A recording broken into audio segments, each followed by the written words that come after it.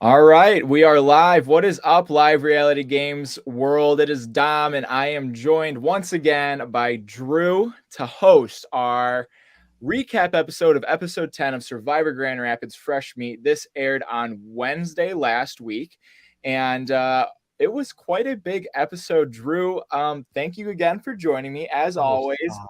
How's this week's episode been before we dive into it? This episode was great. I love when we get character moments, and we got a lot of character moments going on. I'm excited to talk about the strategy, getting to know these people a little bit more, but most importantly, I am excited to talk to the person who will be joining us in a moment. Yes, and the other person that has currently joined us at the moment is three-time survivor, Dearborn veteran, and current production member, Matt. Matt, how are you doing? How's it been? I'm doing good. Good to be back with the star hosts, not just filling in for Drew this time. So it'll be a lot of fun.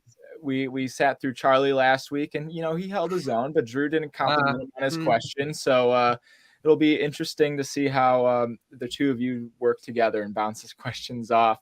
But without lots of energy there. Yes. Without further ado, let us bring in our fourth jury member of this season and last boot, I guess. Spoilers for Survivor Grand Rapids episode 10.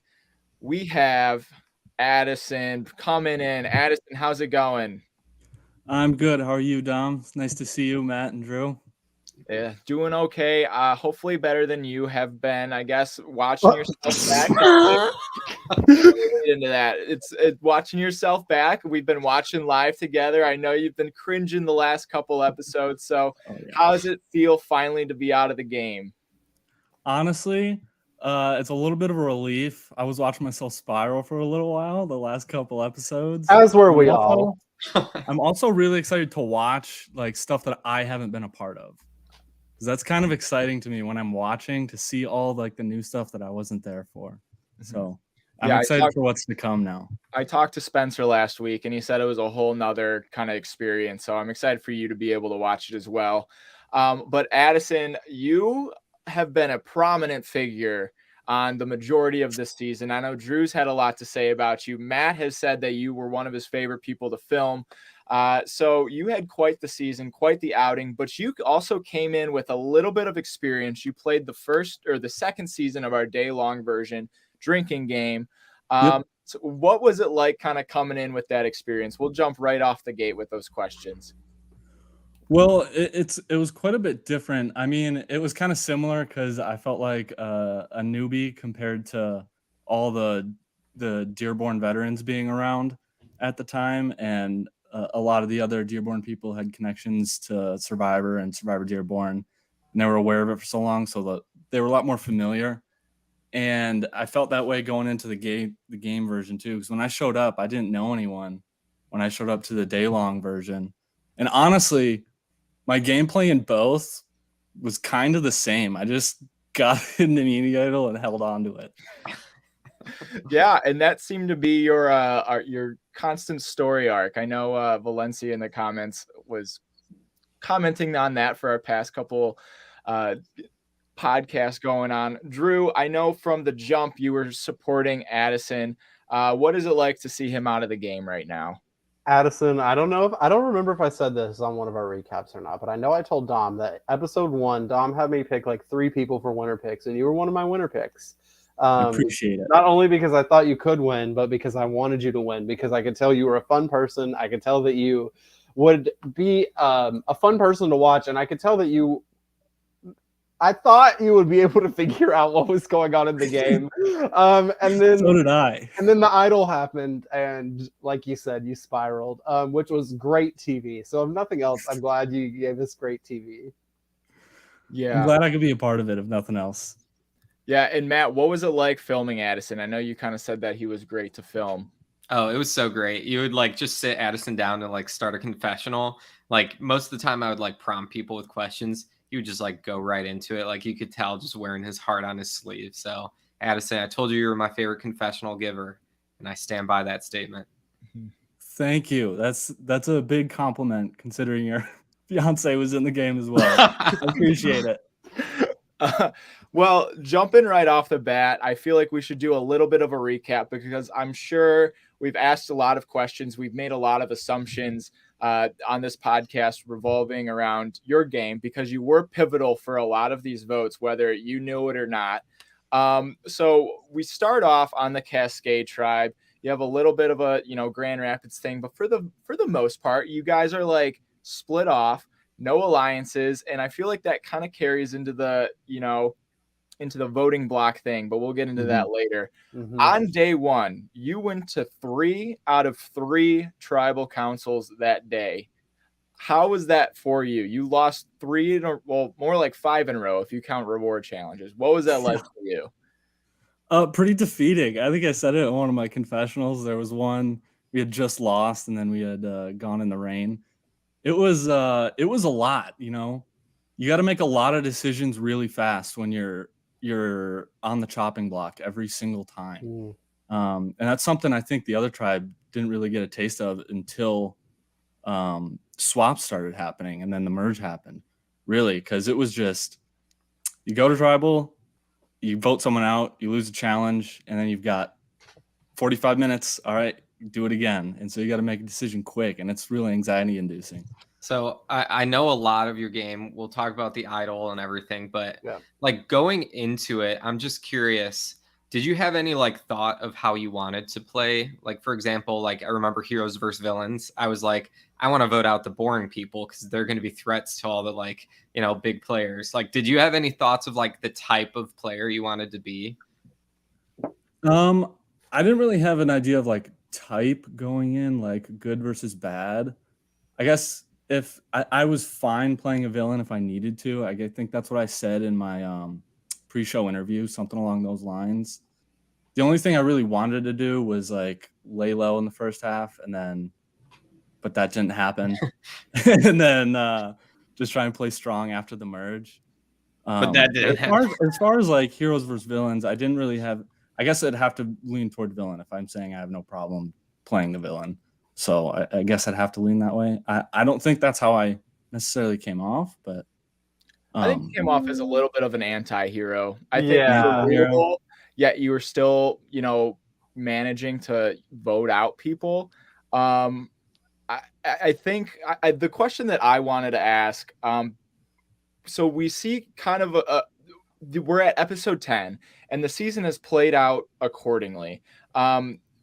Both you and Ryan find your idols right off the bat. You have a constant losing streak and Ryan is winning. And we see Ryan kind of holding his idol with confidence. And every single round, you have just become more and more paranoid. Do you think that idol was a hindrance for you? Or like, do you think if you would have won, you would have had more confidence with it? I think if it was hidden, I would have had more confidence with it. But overall, yeah, I gotta say, and hindsight's obviously 2020, so I can say this now, but I'd say it looks like a hindrance to my game. I don't know. I think maybe if I was just like a better Survivor strategist or like a knowledge player of Survivor, I would have known to like do something with it rather than just sit there with it and let it eat me. But here's the thing. I don't think you're a bad strategist.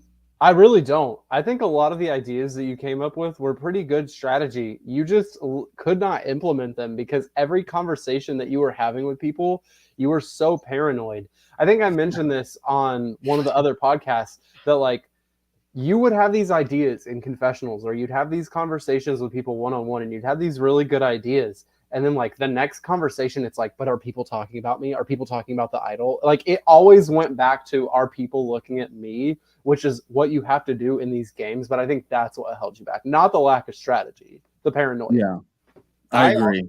I think that you were also playing a very strong game, but you were also I think that you were trying to play a game as if you didn't have an idol, and then like that idol would always kind of like bring it back. So we would see like bursts of brilliance with like your strategy and your social connections. Like Sydney wanted to flush your idol, but didn't want to do it because like you were so connected to her. And it seemed like you had those connections at least going into the merge.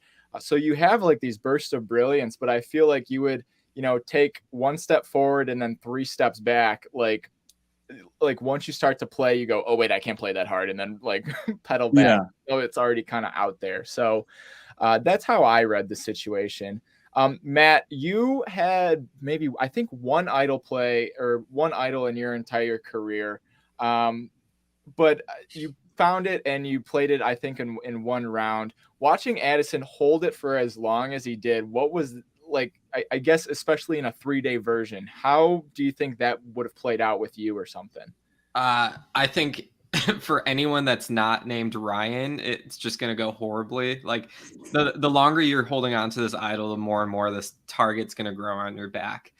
And I wanted to bring this up earlier, but one of the funniest parts of the season was when you walked in to get tribal with the idol around your neck, not realizing that was a total just like power move over everyone else. So like I just felt bad for you the whole time because like I knew like there was no helping it. You like if I were you, I would have just like played it one of the first few tribals or given it to someone else to gain their trust and push that target off of you. Well, and hindsight- let's look at Survivor Dearborn history. Idols don't always go well with the people that have them. So Well, you didn't get voted out with it, so that's a plus. yeah, that's a plus. Half of the people that have held idols before with our season, so Nice. That is a plus. yeah. So heading over to the comments for a sec. We'll get into this one a little bit. We were talking about heroes and villains, and Mark has a little something to say for you. Oh, You're a hi, villain. Mark. Yeah, I'm the villain. And then Valencia is in the comments. She says, much as she complained about you and your idol, she was still rooting for you. So Thank she was you. disappointed when you got voted out. So Thank you. Appreciate it. you know, if you're in her good graces, I feel like that's a plus. Mhm.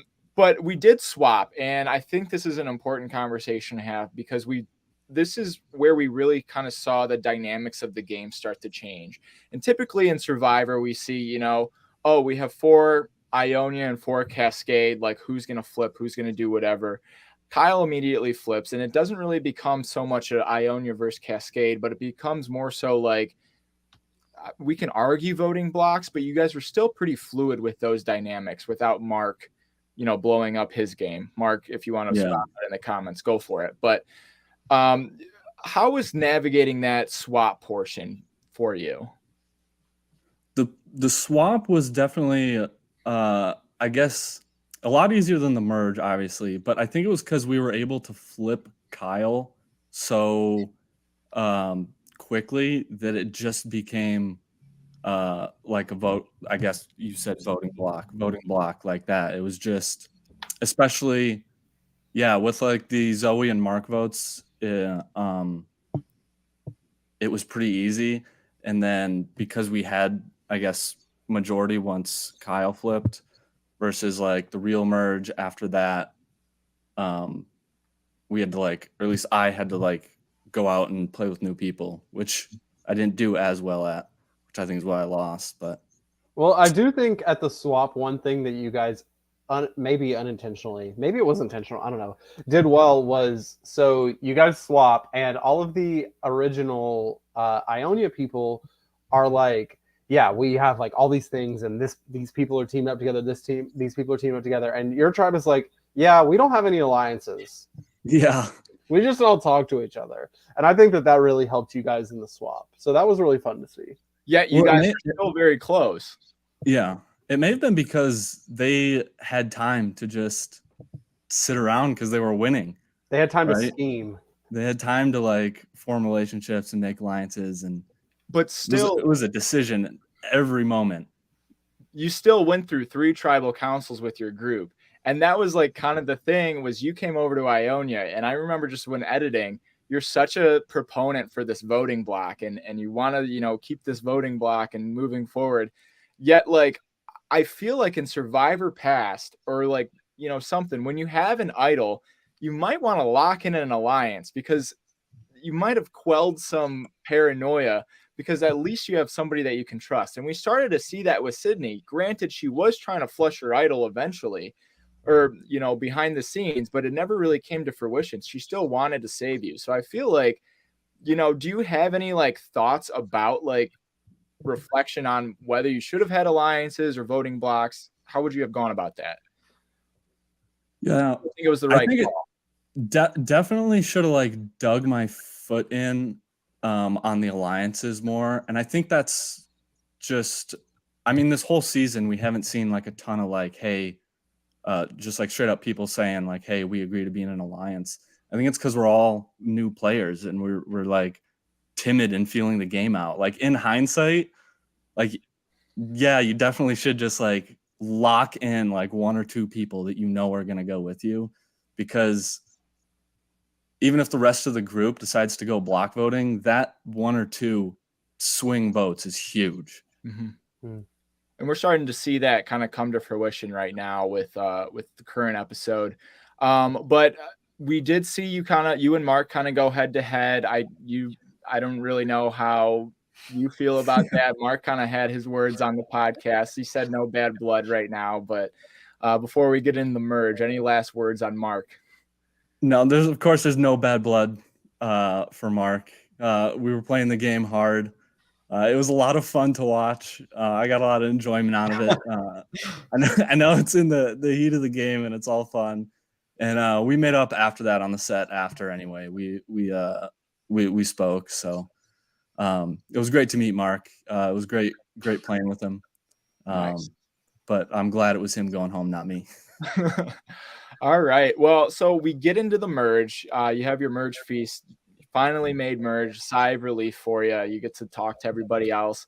But then again, you get paranoid again. We have our big Liam vote. They want to vote Liam. They want to go for Jen, and they want to scare you into playing your idol. You are right off the bat, center of attention yet again.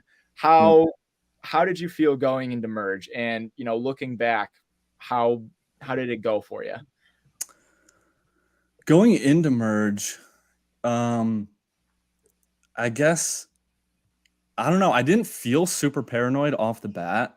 There's a first time for everything.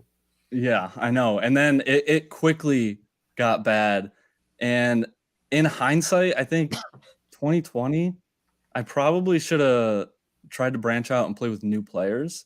I think I really just let my paranoia like prevent me from playing with people that I didn't really like play hard with pre-merge. And like honestly, seeing some of the people that I played with pre-merge do that like really well post-merge, I'm just like, I definitely should have just like branched out and like tried to play hard and form connections with all these like other, like Brendan, for example. He mentioned like in one of his conventionals that like he may be tempted to go for me just because he hadn't spoken to me much. And I was like, that would have been a really easy problem to fix. I'm going to go out on a limb and say it was probably okay that you didn't work with Brendan, considering Brendan has made repetitively bad decisions. Yeah, knowing that Brendan voted out Jen and then Spencer and now has told the entire cast he has an idol. But I understand what you're saying. I think one of the big ones that we kind of talked about one-on-one, while watching the episodes back was Jen. And one of the big things that we've talked about on this podcast is with, Liam and with Jen and with Spencer previously, we saw 3 big power players go out back to back to back with massive targets on their backs. And somebody who was holding an idol for the first half of the entire game, I would think that you may want to work with these people, maybe keep some meat shields around you and do that. That was at least my thought. I know we've talked about it a little bit, and Jen tried to work with you and you dug your heels in on that one. Granted, it was because Spencer told you that, Spencer, played you a little bit, but what was your thought? Did you even think of yourself as a threat to their level kind of going, or were you going round by round, or were you thinking long game? I was going round by round. I definitely was not thinking like that long game. I told you. It would have been a better idea to think long game, because then maybe I would have had more like routes and like pathways, I guess, of trust or success at votes going forward. That's actually something that Jen did, I think, really well. And when I was watching her, I was like, dang, I didn't do that like at all. I mean, I would like have ideas about the rounds coming up and I would think about the round coming up and like the situation and the dynamic of everyone. But I wasn't thinking like, you know, if I have trust with this person, they're going to come in handy like way down the line. If I can get in with this group, that'd be handy way down the line. Stuff like that, I wish I would have done a little more. Well, and to I be think fair you to asked another you, question in there that I didn't answer, but I forgot it. You're in my good. rambling. Okay. to be fair to you, I think most of the players remaining are playing round by round. There are a couple that come to mind that I think are probably thinking further ahead than others. Specifically, I think that Sydney's looking ahead very well.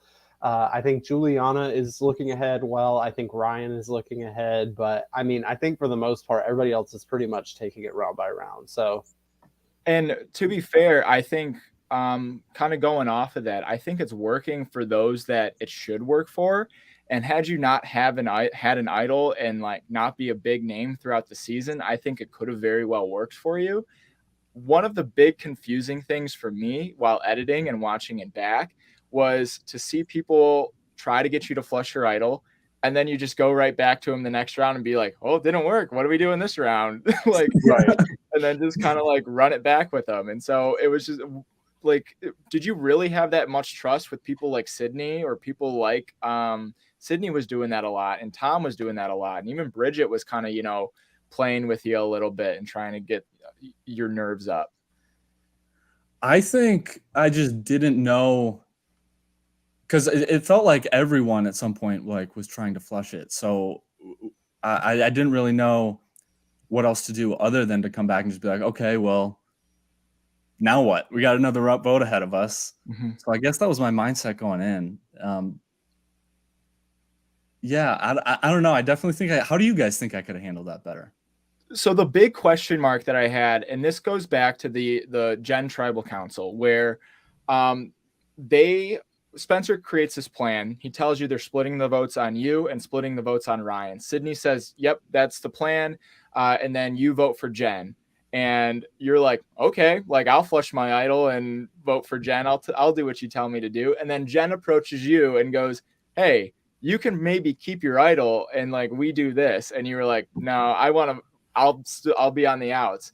And so I think it was gameplays like that. I think you were a little more hesitant to make not necessarily a big move, but moves that were better for your interest than the other people. So I think you kind of kept other people's interests, you know, higher than yourself at some point. I would agree. I think you played a lot more defense than offense because you were paranoid.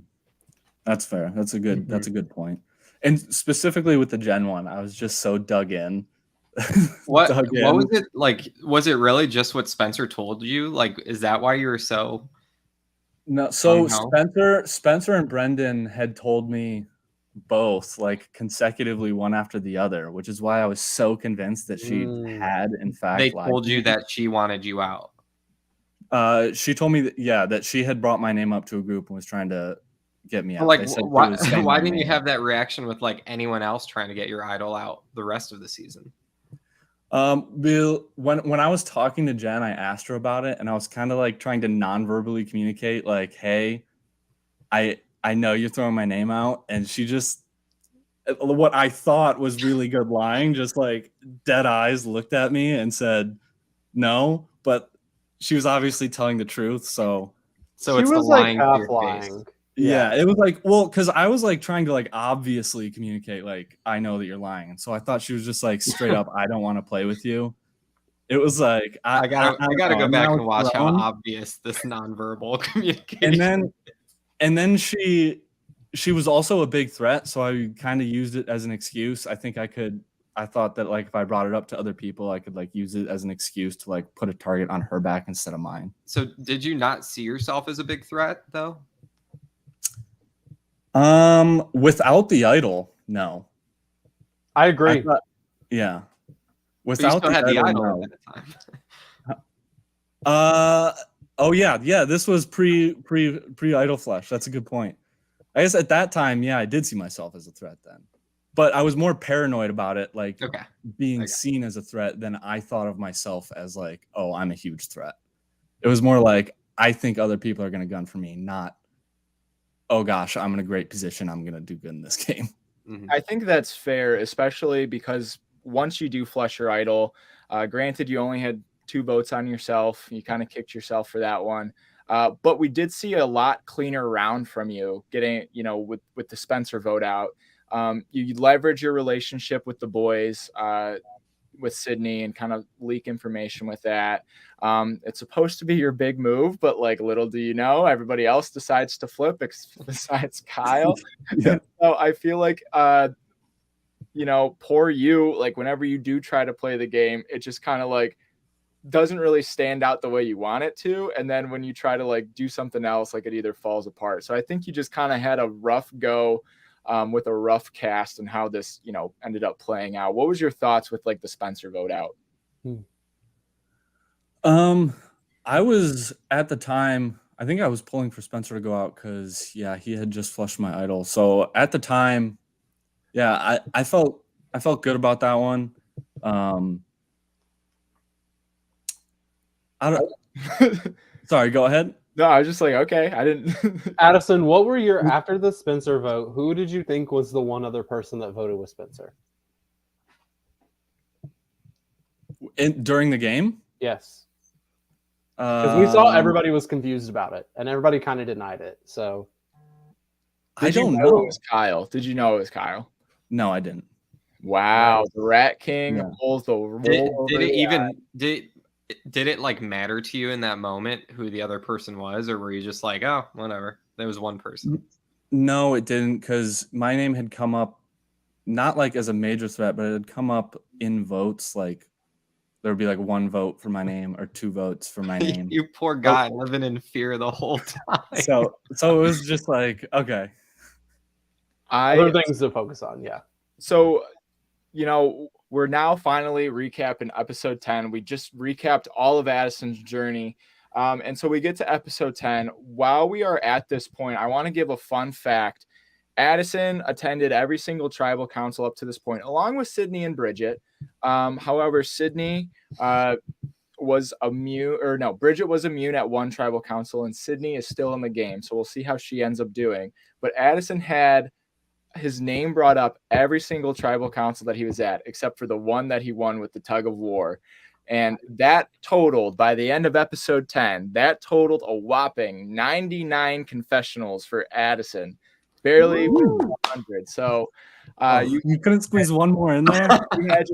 no, somebody didn't do a pre-tribal confessional. I'm sorry, Addison. Would have cleared a lot of things up with your Juliana vote. My bad. That's on me. You got me there.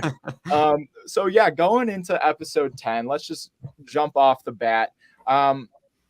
Kyle is on the outs. He's the one lone vote, and they're all standing in a group. They don't know who voted for Bridget. And Kyle said, I voted for Spencer. And everybody just rolls with it, because why would Kyle lie? Drew, what was your thoughts watching that back? I mean, why would Kyle lie? Like, from their perspective, like, why would Kyle lie? He's pitched himself the whole game as, oh, I'm just an extra vote. I'll go with the majority. You guys tell me what to do. And if the majority told him what they were doing, why would he not vote with them? Like, from their perspective, why would Kyle lie about that? And the amazing thing is, Kyle, day one, wouldn't have lied about it. I think Kyle would have said, oh, yeah, it was me, whatever. Like, you can totally see his growth as a player in this game. Like, he would not have done that at the beginning. I also, while we're talking about Kyle, I love that we got the montage of him, like, with his personal moments. I love the idol searching montage that we get of him. Like we get minutes of footage. I'm sure it was longer in the real time of him looking for the idol. I'm sure he searched for a long time. And then Addison doesn't even come close to looking for the idol. And everybody's like, well, I think Addison's looking for idols, so he's a threat. But it's like, did we not just see like Kyle looking for idols for probably hours? One of my favorite things about editing, and if you ever go back and rewatch Survivor Grand Rapids Fresh Meat from the jump, once it's all released, play a game called Where's Kyle? And while strategic conversations are happening, you will see Kyle just roaming in the background, either looking on a tree, looking in a brush, or, just passing by like a very in-depth conversation that he probably should be listening to.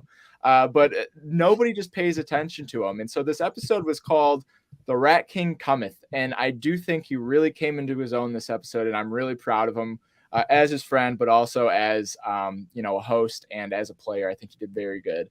And so right off the bat, Addison, in my pregame player profile of you, I thought that you could, I thought you could do Final Four. I said you made Final Four in your first run on your day version, and I thought you could maybe do it again. But your one thing that I think would have been a big hindrance for you would have been your adaptation to the environment, and to not just the the game environment, but to the outdoors. And you looked miserable on day 3. How were you feeling? I was miserable. I didn't sleep the night before, like not a wink, and it was tough. Like those days, they're so tiring, and it's like you got to do 10. I don't know how many challenges we did. I'm just ballparking, but like 10 challenges in one day. Then you got the stress of having to vote people out and worry about the game. And then you do that a second day, and then you wake up and it's like, oh my gosh, I got to do this for a third day. I'm sleeping in the outdoors. I'm barely eating. I feel terrible. Oh, I was like a walking zombie on day 3. Addison, what's your advice for future Survivor Grand Rapids players to deal with that? I would say you get to bring luxury items. Focus on sleep for your luxury items.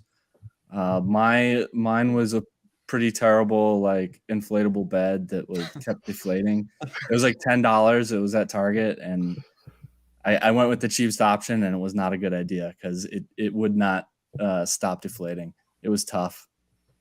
Invest in comfort. Or yes, invest in comfort. Focus on rest. Yeah, so we entered day 3. We do get a bunch of montages. Matt, did any stand out for you on, where their mindset is going into day 3? Who had the best mindset going in, and who may need to work on it? I know you might be itching for this too. Honestly, I forget the details of all of them. I just remember being like, wow, these are like really insightful by everyone. I can't remember if it was in her montage or not, but Sydney's game plan of like, hey, I have people sharing my role right now in the game as like a strong female, and like starting to talk about that. Like that really was like, oh wow, like this person's thinking a lot.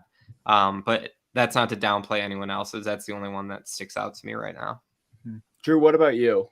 I think aside from Kyle's fun moments and montage, I think Sydney's stood out for me, but I can't decide if it stood out in a good or a bad way.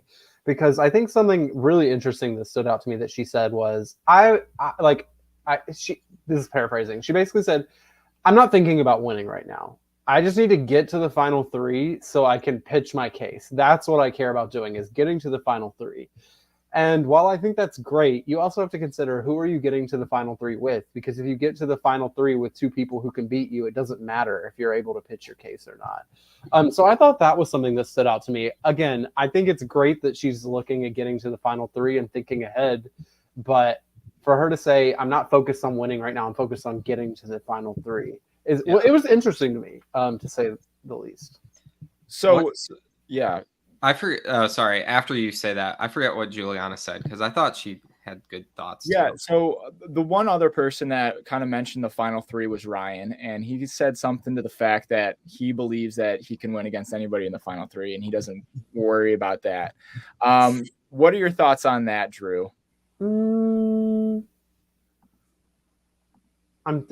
As we stand right now, I think that there are a couple of people who could put up a really strong fight against him. I think that Sydney and Juliana both could put up a really strong fight against Ryan.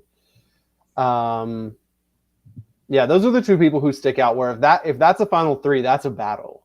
Like that's going to be a fight. At least where we are now in the game. Mm-hmm. So I think that was a little, not arrogant, but I think that's very confident of him to say that. I think it's a fair assumption at that point. I think it's justified. It's a justified opinion. Ryan has played the ballsiest game up until this point.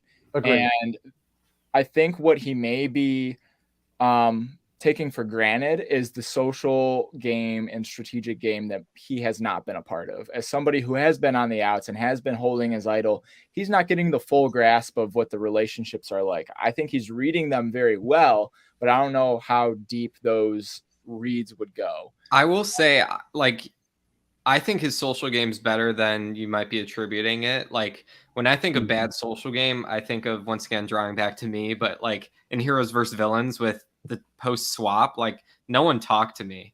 And like people are still talking to Ryan, involving him in conversations, and like he's an active part of each vote. Like he still has a good social game. Like if they Yes. really wanted him gone this second, they would just cut him out completely. He walks up, everyone walks away, type of thing.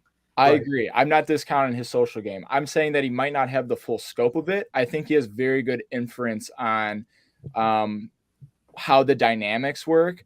But I don't know if he actually knows how close people actually are I agree. between or behind the scenes. Like, for example, he really invests in Sydney this episode, yet Sydney guns for him. And I think that might be a bad read for him, but I also think that might be a misplay for Sydney. Sydney had a couple misplays this episode that I would like to discuss. Yeah, I think a good conversation too was when, just highlighting, I'll play devil's advocate both ways, when Ryan was like, "Oh yeah, I'll bring you along to the final 3 with me," and Sydney's like, "What do you mean bring me along? Like I can get there myself, thank you." Yeah. I think this is also the first time that we're actually seeing a deal like this be made. And it's broken in the same episode, but a deal like this has been made. And we'll see kind of how that comes to fruition in the next episode. But Juliana, going back to Juliana's moment was kind of more self-reflective on how she was gunning for Ryan for the majority of the game and then finally took a step back and saw the opportunity to make a bigger move with Spencer. And so that's kind of what she is taking the next couple steps of this game like. However, we've seen target after target, get gunned for. Drew, what do you think for somebody like Juliana who vocally made this big play and whose name did get brought up in this episode? Should she take a step back from this strategy or should she hit day 3 hard? I mean, it got brought up, but it wasn't like a big discussion point. Like Sydney casually dropping Bridget and Juliana's name to other people, I think was more of a misplay for Sydney and hurts Sydney more than it hurts Juliana. But I don't know. I think if she can just maintain for a few more episodes, then I think she can step up to doing more of what she was doing with the Spencer vote once we hit like final 6. She just needs to maintain for a little bit, in my opinion. Okay. And then finally, Kyle, he has his Rat King moment. He's come into full Rat King mode. And he's got a little something up his sleeve is what he says. Drew, any thoughts on that? He has nothing. I'm sure in his head he has something, and I'm sure if he's up against the wall, there will be some dramatics involved.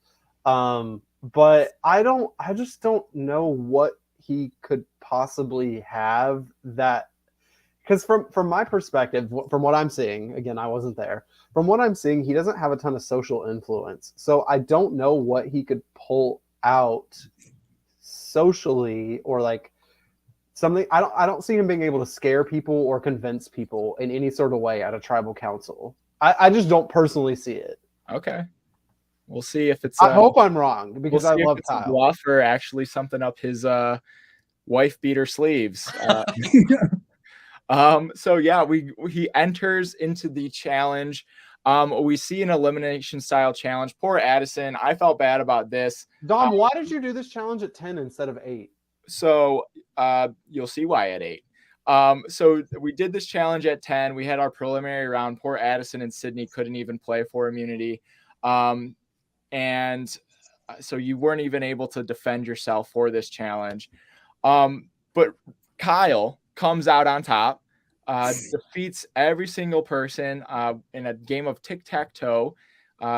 And yeah, he has more immunity wins than some Survivor Dearborn legends like Anthony, Charlie. I can't think of anybody else, but his name is now in the record books for this episode, and he comes off of it. And so Addison, as his fellow competitor, watching that back, what were your thoughts on Kyle up until that point, and then maybe after, and then rewatching, what maybe did you judge wrong about it?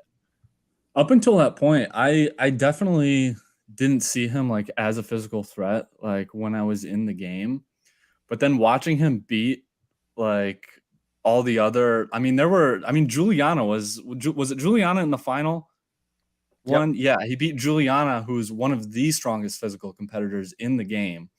And funnily enough, she had a great confessional right before he won too. And just to see him like win, it almost looked like kind of effortless. Like I feel like he got all of his wins in like just a few throws. It was like even when other people were ahead, it would just be like, oh, Kyle with 3 perfect throws. There you go.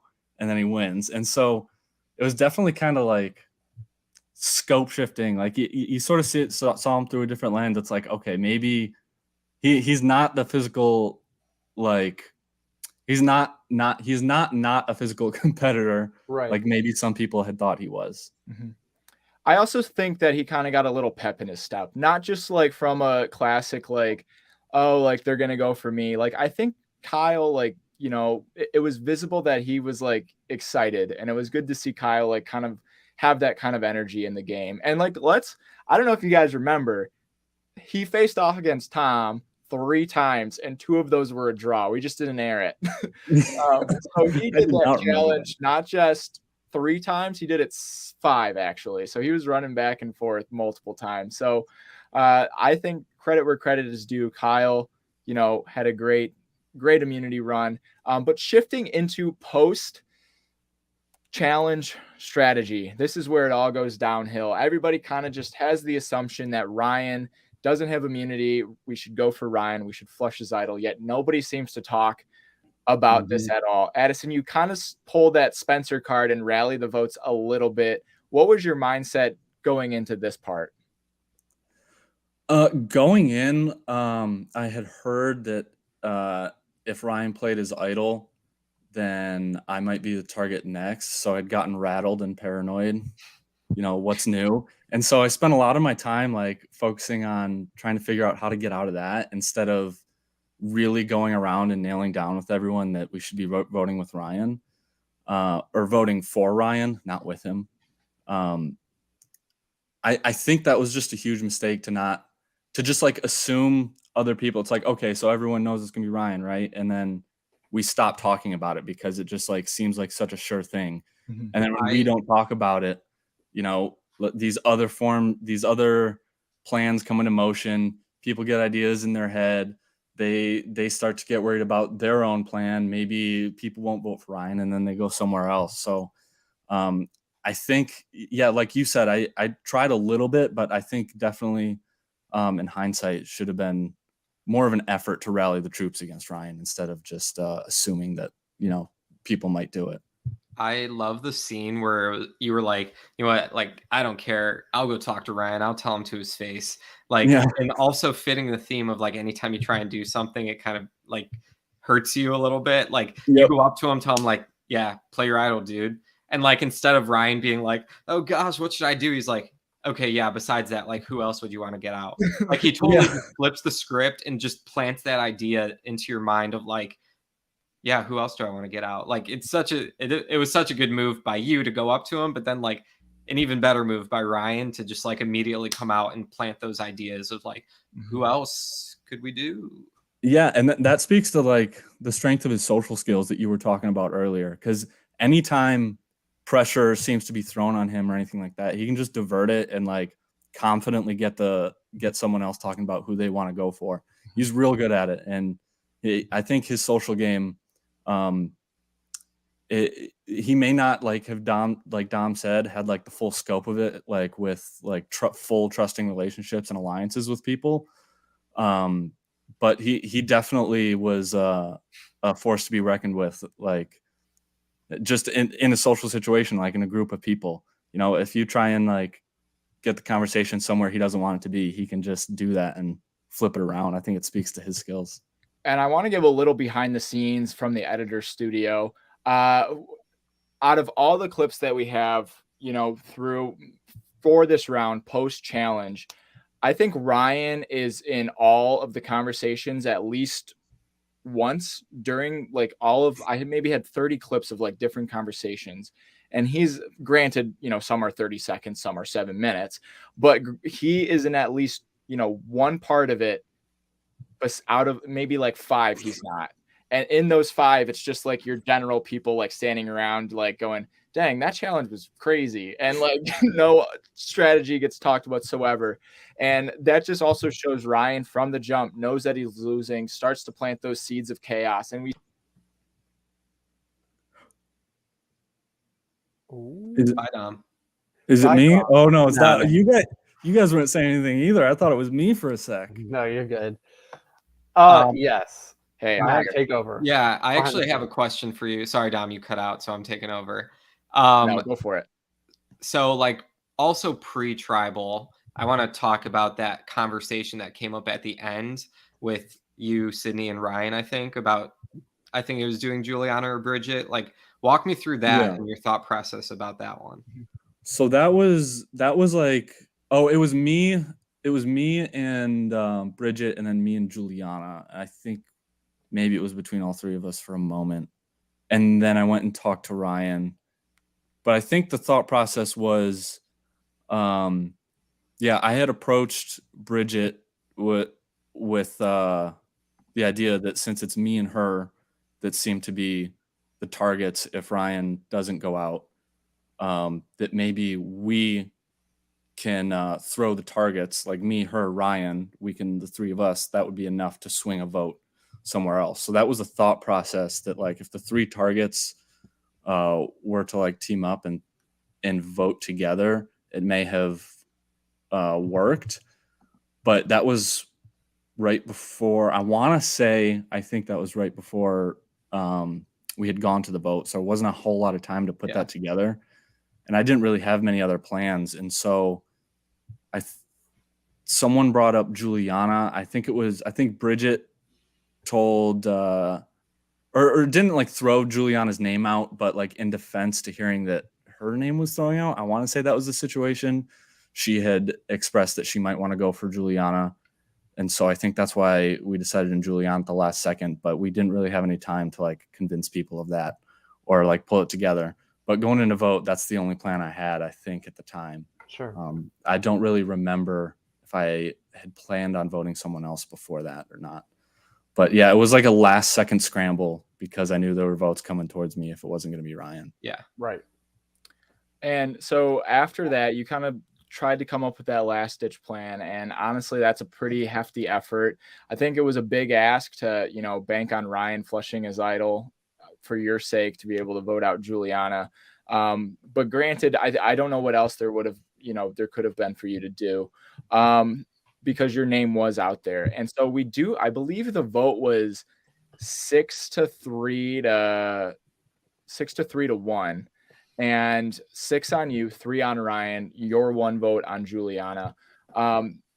It seemed like this round was just another kind of mishap, or like a watered down mishap from the Gen vote out, where they tried to split the votes. The person who was going to be receiving the votes got a little too paranoid and flipped the vote to make sure that the other person would be getting more votes than themselves. Yeah. So that was a combination of Bridget, kind of getting paranoid. And I think Kyle was actually trying to make a big move as well. During like that episode, Kyle was throwing out your name to Tom and Brendan, and he pretty heftily convinced them. Tom was gung-ho on Bridget, that entire round. And so I think he convinced him for you. But him thinking that everybody else is going to be voting for Ryan. So I think there's just communication all over the place. But a good play by Kyle nonetheless. I thought it was a good play, granted that it worked. But you go home, less than stellar fashion, kind of get played by Ryan, I guess one last time, and you get home, snuff torch, and you become a member of the jury. What was your mindset kind of exiting the game? I think I was kind of relieved. I was disappointed at first. I was just like, shoot, okay, I'm out. And then real quickly, like as soon as I got back in to like indoors and I saw a shower, I was just like, okay, this is going to be so much better. This is going to be so easy. And then you got Ponderosa after. And so like getting out, obviously it was a little disappointing, but it feels good to relax. But you still can't kind of help but even in the moment while the game's still going on, you're just in Ponderosa, like start thinking like, okay, hindsight, I should have done this, and this, So at that point that you got voted out, who were you rooting for? Who did you think flipped? Like, what was your mindset? Like, who did you want to win? Who did you want to see next? Ooh, who did I want to win? Who do I want to see next? See next as in next go home? Yep. Yeah. Oh, I wanted to see Ryan go next just because I didn't dislike him or anything, but I was just like, what's going on? Why aren't people going for him? This is crazy. So I wanted to see him go home because I just thought it made sense. And then, I'm sorry, what was the other half of the question? Who did you want to see win at that point? Who were you rooting for? Ooh, who did I want to see win? I think probably Taylor D. She was a strong Alliance member of mine, and she's one of the few standing Grand Rapids members left. She is the last. Well, no, Kyle's still there. Forgot he had immunity. Taylor and Kyle are the last two Grand Rapids people left, holding it down for Grand Rapids, representing. But Taylor didn't really have a lot this episode. I feel like Taylor is the only one that consciously, knows what to do and, wants to go for Ryan. And she plays a very logical game, yet goes about it in a not so traditional fashion for the game. Drew, what are your thoughts on where Taylor's at right now? Spoiler alert, Taylor's getting points from me this week. Okay. I was hoping her name wouldn't come up until then. But I think Taylor's in a great position. Nobody's looking at Taylor in the game. She's one of the few people whose names has not been brought up in recent rounds. I think her, Brendan's name hasn't been brought up. Sydney's name hasn't been brought up. I think that those people are at this point in the game when you have to go for the people who are way out in front, the people who aren't so in front, stand a chance of making it further. I'm not necessarily saying that she's a winner pick or anything, but I think that she is not in immediate danger, which I love to see. And I think that for this stage of the game, that's where you need to be, is not in immediate danger. So another person that's played kind of a behind the scenes game, before we kind of get into the last portion of our player points, since you brought that up, I have a feeling you may not be giving this person any points. What are your thoughts on Brendan telling people about his idol? I don't have any thoughts. No. I think that was certainly a choice. And he told, I don't remember what order he told who, but he tells two people and they're like, Tom and Juliana first. Right. And they're like, okay. And I thought those were very random people for him to tell. And then he goes and he tells like two or three other people. And I'm like, what is the point? You can't, like, if everybody knows that you have it, what is the point of having it? Like, I understand if you accidentally find it and like other people see you finding it, but no one knew he had. Production didn't even see him getting it. Like, like, not that that's a bad thing, but like, why would you tell people? Because now when he's in danger, people have a workaround. Whereas before, if he were to find out he's in danger, oh, cool, I have this free pass that I can use to get out. But now people know he has it, so they can work around it. I think in his defense, I don't know if he did the best job at explaining it. I do agree it was an interesting move to tell the people that he did. First of all, like Ryan, I don't know why he would mention it to Ryan. But Claire is somebody that he's been working with for quite a while. And Tom, at least from what I have seen, Tom was a big influence on why he voted Jen out and why he voted Spencer out. I know we don't have a confessional on that, but from a lot of the conversations, that's what I was able to gather. Where it comes to, I think he was trying to build the bonds because right. Brendan is not as scary as Ryan is with an idol. And so I think his intention was more like, hey, I have an idol. We can use it if we want to. Honestly, at this point, Brendan can probably make it to the final three and not have any votes cast against him because I don't think he can win. But that's beside the point, I guess. All right. I mean, it's going to be an interesting path for him moving forward. We'll see what happens with him in the next episode. But we are almost at an hour. We had a ton of stuff to talk about. Yeah. Granted, with Addison being, on paper, the star of our first half of up until the first 10 episodes of the season. So we had a lot of information to go over. We should get into our top rankings of the week, our power player rankings. I assume everybody has their people good right now.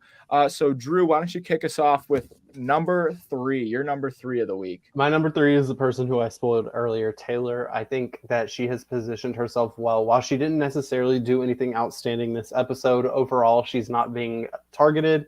And with 9 people left in the game, I think that is exactly where you want to be, is not targeted, not talked about. All right. Yeah, that's a fair pick. Matt, what about you? So mine's going to be a race with Charlie to see who can give their significant others more points. I'm going to give it to Juliana. Didn't do anything like make a big move, but like rebounding from making a big move like that. I know her name got brought up in the end, but like really it was just a quick thing before Tribal that didn't seem to pick up steam. Like you got to get some credit for that and get some credit for getting someone out who doesn't seem to be a close ally. I don't know if you guys were close or not, but I don't think you were. Yeah, Addison, what about you? Number 3 for the week. Number 3 for the week, I think I'm gonna go Tom. He's been a favorite of mine to watch. Me too. Yeah, and I think he was really good this episode, and he branched out and started working with new people like Kyle and Brendan, which I think is going to be really good for him moving forward, and I think it's smart. I agree. Tom is on my short list. He did not quite make it for me this week. My number 3 is also a race to see who I can give more points to between Matt and Charlie's significant others. But I will be giving my point to Juliana for this. I think Juliana did rebound quite a bit. I really liked her morning confessional about where her head was at in the game, and she was able to kind of navigate it. Her name did come up quite a bit, but just a little bit. Didn't really garner any traction. And for somebody who pulled off one of a big move of the season, and for it to not have anything, come up in the next day, I think that was a good move for her. So, Drew, number 2. I have a feeling that we probably all have similar top 2s, but for my number 2, maybe not. For my number 2 this week, I went with Ryan. Yeah, his name was brought up. Of course it was. But he still didn't play his idol. He had that really important conversation with Sydney and he has that deal in place. I think he's starting to position himself not only strategically, but also socially, which I love. And he still has an idol. So, Matt, what about you, number 2?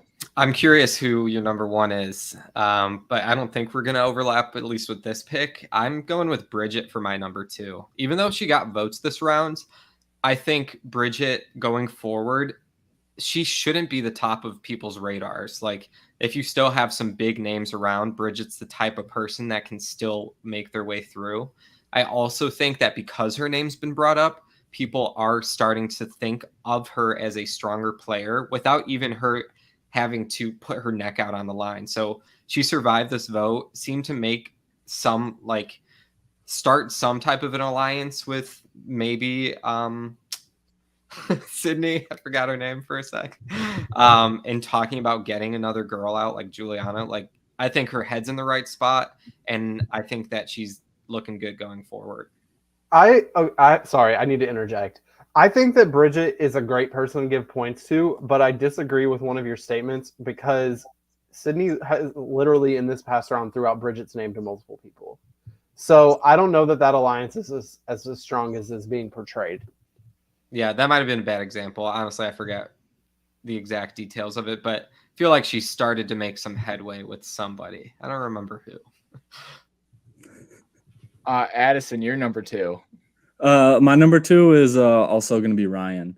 For many of the same reasons that Drew said, and mostly just because he's still just kind of like marching forward through this game with confidence, even without like deep like alliances and strong relationships. It still seems, like he's playing the game how he wants to play. And it's kind of like everyone else is playing at his pace. He's controlling the pace of the game, is what it seems like to me. And he's fun. He's having fun. Yeah, he's fun to watch. Yeah, his celebration confessionals are some of my favorite confessionals. after he wins the challenges. Those are fantastic. My number 2, I'm gonna go with Matt as well. Bridget is my number 2. I want to go with Ryan. He's not my number 1, but since everybody has kind of thrown out Ryan, he didn't make the cut for me this week. I do agree he played a really good game, but I think Bridget did a lot of legwork. I think her connections brought her through this round and put the target more on Addison. I think she was able to successfully do what Jen was not able to do on her round. So I think that worked out great for her. She does have those strong connections still with Juliana, and moving forward. She did kind of throw out her name, but she's actively thinking. And I don't think if anybody else was in her position, they'd be able to maneuver it the way that she was and still kind of be under the radar that she is going into this next episode. So we are at number 1. Drew, your number 1 pick of the week. Rat King got the episode title, which is great.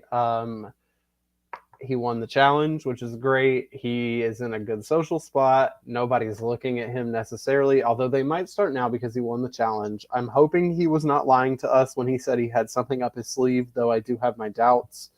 So yeah, I have full faith in Kyle. All right, Matt, you're number 1. You guys are crazy. I truly don't know how you can't put Ryan at number 1 right now. As the old saying goes, fool me once, shame on me. Fool me twice, shame on you. Like he faked no, Yeah. no, whatever. He faked an idol twice.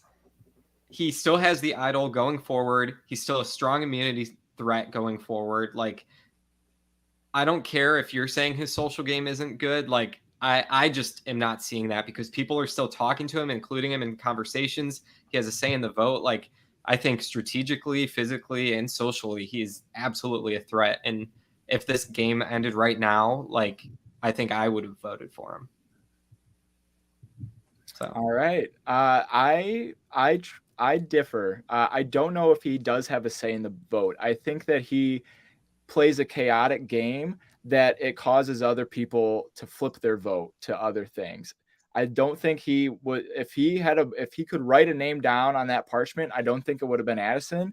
I think he just thought the most people would be voting for Addison on that round. But like, you can't just think of social game as like, for example, like Sydney, like the nice, sweet person that becomes friends with you. Like, there's also a social game of like the power position, and he plays the opposite end, like power position, like you're doing what I want type of social game. So. Yeah, but social game aside, he's also a huge known threat, and his name is brought up by every single person every round. And while he's managed to mitigate that threat either by winning challenges or by this time happening to get involved in a deal with Sydney and, like Dom was saying, chaotically change that, he is still the front runner as the biggest threat in everyone's head.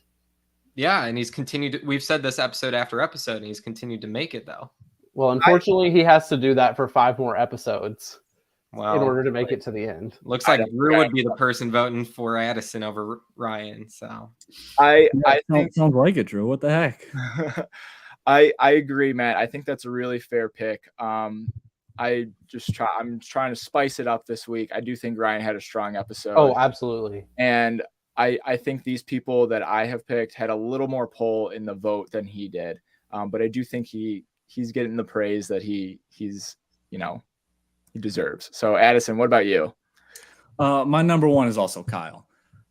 He may not be in as strong a position in the game as Ryan, but this whole episode for Kyle was just absolutely off the charts fantastic. It starts with him given one of the best confessionals in the entire show with his how have you embraced the Rat King confessional. And then he goes into a challenge. He wins immunity. And then, like Dom said, you see him perk right up. You see another pep in his step, and you see him play the game way harder and way better than he has before. It was just an off-the-charts episode for Kyle. Got to give it to him. He takes my number 1 spot easy.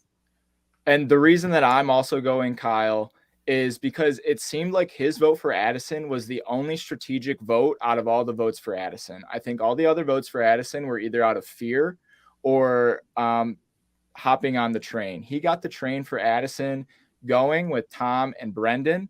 He convinced Tom not to go for Bridget, and Brendan is hopping on whatever Tom does. And then Bridget and Juliana all kind of flipped for Addison because they were scared that their names would be out there. And then Ryan just hopped on the Addison vote because that's where he heard the most numbers were going to be. So I think Kyle's vote for Addison was the only intentional vote that was solely strategic. And so that's why I'm giving Kyle number one, on top of the fact that he had such a fantastic episode, so much fun to watch, so much fun to edit, and he had the most character growth, I feel like, in any of our, Survivor Dearborn series, at least in a single season. He has shown the most progress in the game. You guys are crazy. That's all I'm going to say. Crazy. Okay, you act like we disagreed with your number one. When you did disagree. You didn't put him number one. we all agree that he is a deserving player of points. And put him one. Yeah. I would say, and you're wrong. If there were power rankings in the current game, he might be number one. That's what Dom has my power rankings for the overall game right now. Yes. But yeah, I think, Matt, I'm not arguing with you. I think Ryan did have a great episode. But for me, I got to give Kyle where credit's due. Ryan's had enough praise throughout the entire series. So when you get the episode title, Rat King Cometh, we're not getting the Terminator Cometh just yet. So maybe once that happens, we can all sweep for Ryan. But that is our power rankings. For those that have been keeping up throughout the past couple of weeks, we've been posting those on our social media, Survivor Grand Rapids, both on Facebook and on Instagram. So go ahead and follow us over there. See where your favorites are at. See where the eliminated have fallen.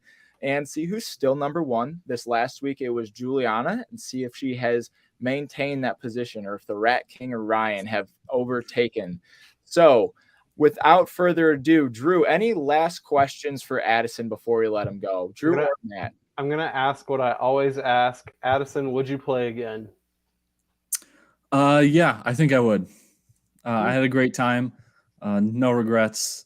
Met a lot of people. It was fun hanging out with everyone. It was fun playing with everyone. It was fun to meet everyone on the crew. And it's so much fun to watch back and look back on it. And thanks to Dom, it exists on the internet in a great form. So, yeah, Addison, I would be more than happy to have you back. I know I've been saying that for a lot of people that we've had, but I would be more than happy to have you back because the mindset that you brought to the season was so, refreshing and analytical. And it was so much fun to watch you, play the game because you were such a unique character, but you were not afraid to be yourself. You were afraid to you played the game. Might have been a little messy at times, but you owned it and you're here and you're talking about it. And who knows, maybe you'll play the same or different after. And so it was so much fun to be able to watch your journey develop. I'm sorry that you had to spend the night just to go home an hour later after we started the next day, but no I'm sure that nap at Ponderosa went okay. But truly, we would not have as much drama in the first 10 episodes without you.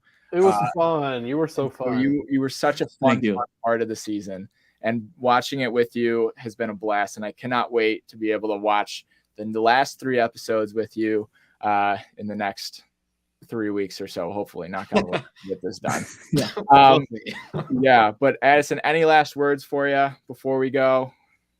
No, thanks for having me on, guys. Yeah, for sure. You're welcome. And everybody in the comments, thank you all for tuning in. It has been an absolute blast doing the podcast with you guys. I know we went a little bit long, but we had quite a bit of content to go over, and it's only going to get juicier. Tomorrow night, we have a new episode, 7 o'clock, Survivor Grand Rapids on YouTube. Be sure to follow us on social media to make sure that you get the link once it comes out.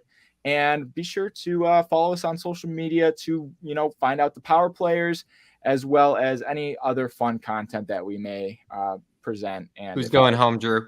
Yeah, Drew, what's your predictions for next episode? Are we seeing an idol play? I would love to see an idol play. I think that'd be really fun. Brendan or Ryan? Both. Ooh. And we get a vote out of... is this a prediction or am I living in my fantasy world? Prediction. I think realistically, I don't know. People may start to pile onto Bridget since her name has come up a couple rounds in a row now. Yeah, or All Kyle. I don't know. They could go for Kyle. Okay, We what's will the see. fantasy answer now? The fantasy answer is that Brendan goes out and does not play his idol because he has no awareness to play his idol. That's my fantasy world. That's what happens. Well, we will see if Drew is able to manifest any of those three on tomorrow's episode. Addison, thank you so much for tuning in. Again, it was so much fun having you. So much fun relaying the information. You finally get a voice for what you haven't been able to say. Watching things back. Matt, again, thank you so much for being here and providing your veteran voice to the podcast. And The only Drew, sane takes on the podcast. okay, Sure. we'll see. We'll see if you get invited back next week. Matt, I'll see you in the parking lot after. Let's just not invite Charlie back. Let's just ignore that. And Drew, as always, thank you so much for being here and tuning in. It's been a blast being able to share this with you as well. Yeah, I love coming on here and fighting. So Yeah, well, this was a spicy one. So the drama can only continue. Tune in tomorrow night, 7:00, and whenever we get to the podcast, Sunday through Tuesday next week. Be sure to subscribe to Live Reality Games to make sure when we go live, as well as all the other content that they have on this channel. Again, subscribe to us on YouTube, Survivor Dearborn Productions, or just look up Survivor Grand Rapids, and on social media. That is all for me tonight, Tuesday.